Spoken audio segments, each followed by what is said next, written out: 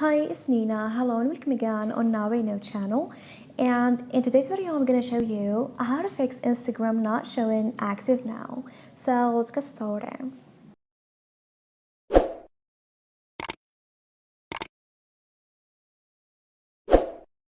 Well, if you're on Instagram and it's not showing when others are active, here, make sure your active status is turned on. And to do that, tap on your profile picture at the bottom right corner. After that, tap on the hamburger icon at the top right corner. Here, a list of options will appear, so choose the first option, Settings and Privacy.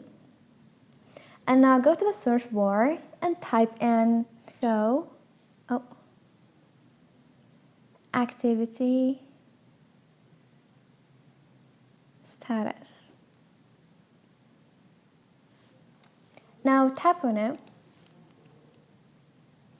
And as you see here, my active status is toggled off.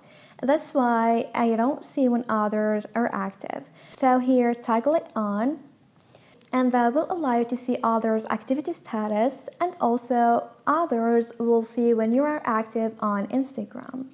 And this is it. This is how to fix Instagram not showing active now. Thanks for watching. See ya.